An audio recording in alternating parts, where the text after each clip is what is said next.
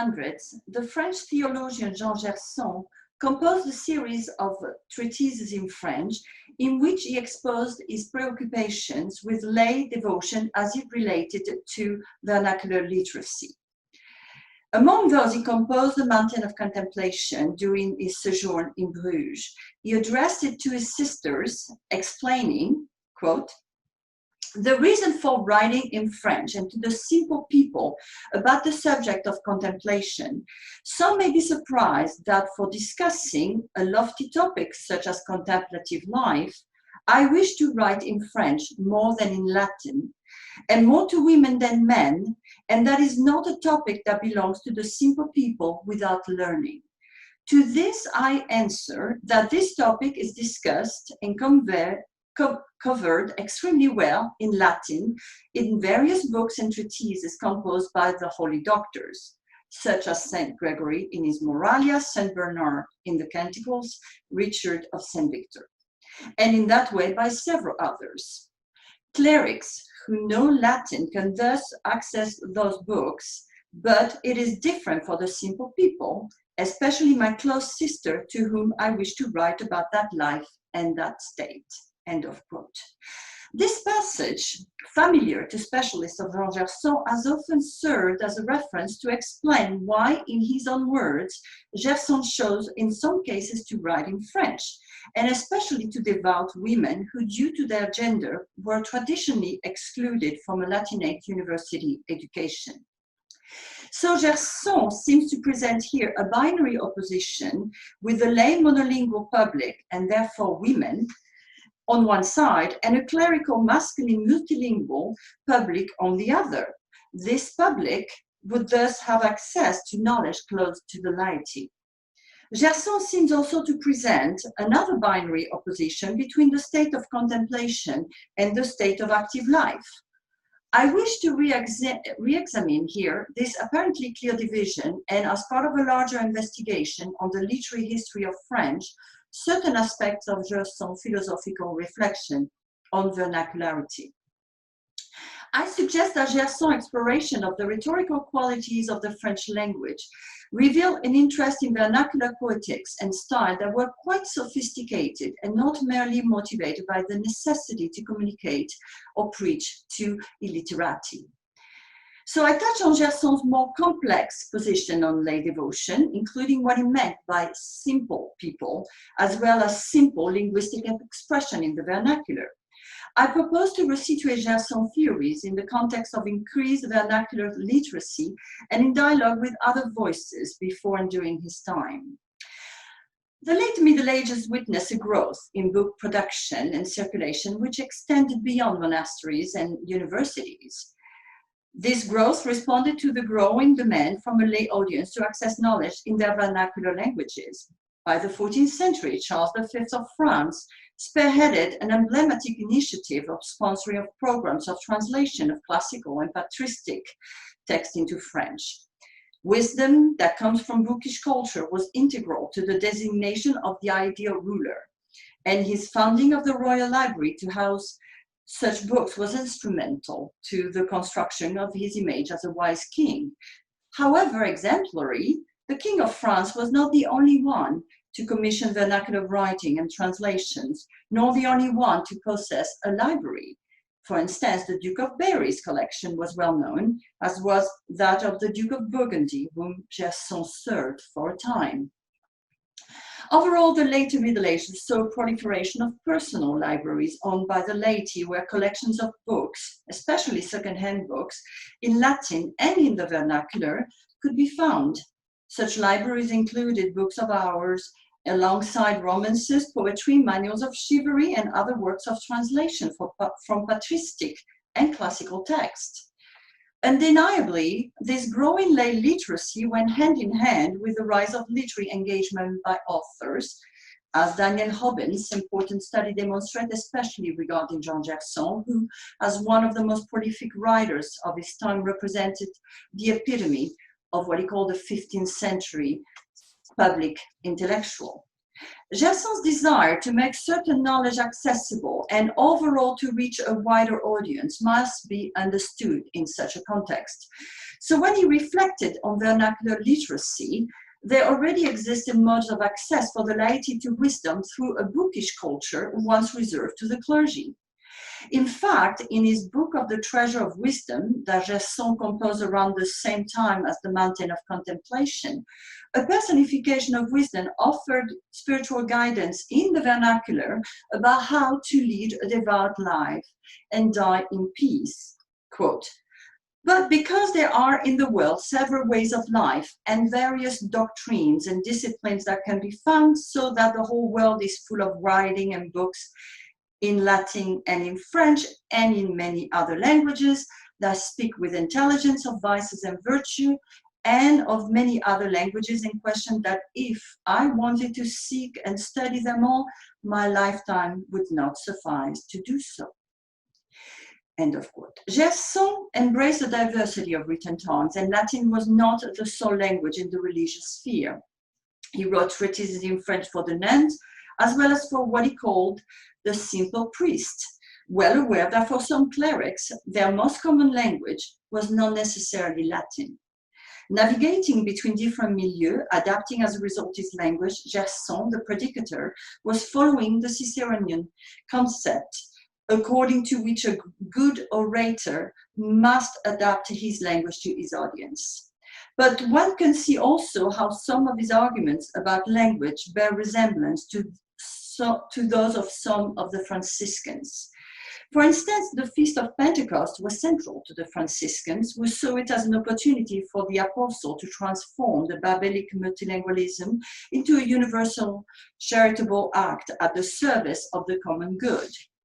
In a sermon preached for the Feast of Pentecost in 1392, most likely before the King of France, Gerson in fact declared that, quote, "And it was truly a reasonable thing that the apostle who were supposed to instruct, found, and govern the Holy Church had with them wisdom, because without it one can no more govern the body of the public matter, nor have a civil life, that the human body can be without the soul that governs it and gives it life." End of quote. Gerson's sermon must be understood in the context of the schism and the civil war that tore France apart. However, he had sojourned among the Celestines in Lyon, an order that was close to the Franciscans. Despite some quarrels he had with a member of the order, he could not have been unfamiliar with their influential position on language and vernacularity.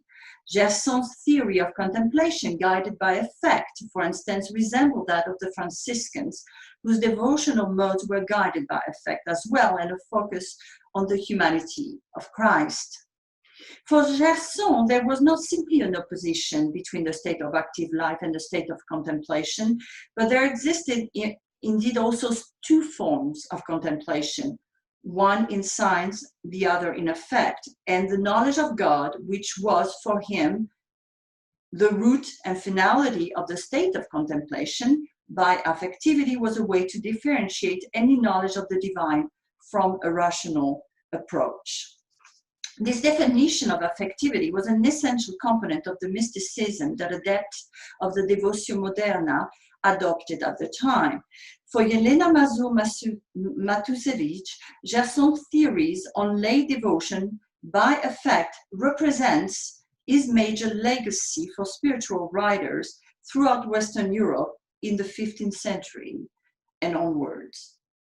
An additional comparison can be drawn with the Catalan writer Ramon Llull, whose research on the proper language of devotion derived directly from some of the Franciscans' precepts.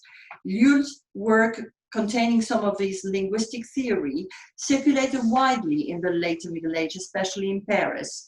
In the book of Contemplation in God, Llull suggested that through contemplation, one could recreate an abstract common tongue governed by affects or senses. And like Gerson afterwards, Llull embraced the challenge of the diversity of human tongues, which through the message of the Pentecost could lead to a linguistic concord, and in turn, a social political one. But unlike Llull, who had a complex take on lay devotion, Gerson did not seek to recreate an ideal abstract language of devotion that could supplant existing spoken tongues. he sided with other Parisian intellectuals who believed that Lulle's abstract language of devotion for the laity was too close to a form of heresy, and he supported the University of Paris condemnation of Lulle's doctrine. Gerson's reservation about the use of obscure language for the laity is best illustrated by his practice of translation. As one of the most prolific authors of the 15th century, Gerson was also naturally a translator and even a self-translator. Committed to reaching out a larger audience in the religious sphere, he translated some of his sermons, and both Latin and French version could be in common places and sites of cult, as Daniel Hobbins has shown.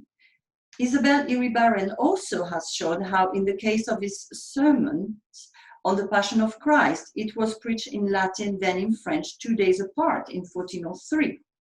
The French one was trimmed of some of more erudite references from the fathers of the church and quotations from the scripture to focus on the effect generated by the suffering of Christ. Close here once again to the Franciscan idea of devotion. In some ways, the French sermon could stand alone as a different text of a different genre, style, and rhetoric and approach to devotion. Thus, Gerson also voiced an opinion about what he considered to be translatable or untranslatable, particularly regarding the scriptures. In his treatise against the false assertions of the flatterer, he wrote that just as some good, quote, can come if the Bible is well and correctly translated into French and understood plainly, so by the opposite can come evils and countless mistakes if it is poorly translated, or if it is presumptuously studied and understood, refusing the meanings and explanations of the Holy Fathers. A contemporary of Gerson, the bilingual writer Philippe de Mézières, raised similar concerns, which shows that Gerson's position on the translation of the scriptures was thus part of a larger discussion about the use of the vernacular for devotion. In accordance with the philosophy deployed under the reign of Charles V, Mézières argued that exemplary political leaders are to be well instructed and well read.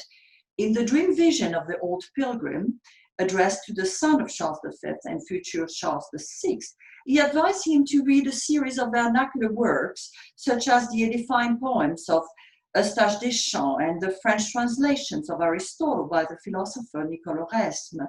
However, Mézières tells the future king that, I quote, "Following my advice, as much as you can, you will read books in Latin since you have received some education. You can be assured that you will enjoy reading in Latin a story or some teaching will delight more your heart than half a dozen of stories in French, because the Holy Scripture, written and dedicated by the saints in Latin and since then translated into French, does not produce the same effects upon the readers in its streams as in its original fountain." Like Gerson, he expressed reservation regarding the rendering of the scripture into the vernacular, but Mézières encouraged, interestingly, a reading of the Bible in Latin, for it is a richer language and more appealing to the senses.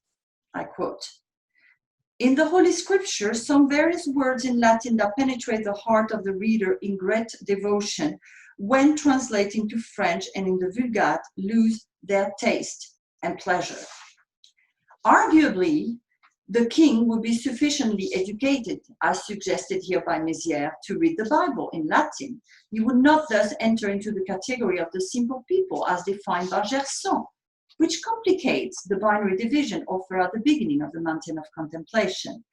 This suggests rather that by simple people, Gerson did not mean merely the laity, but could rather think of those whose approach to contemplation was governed by affect and the senses, and this relates to his understanding of the vernacular as well as female devotion.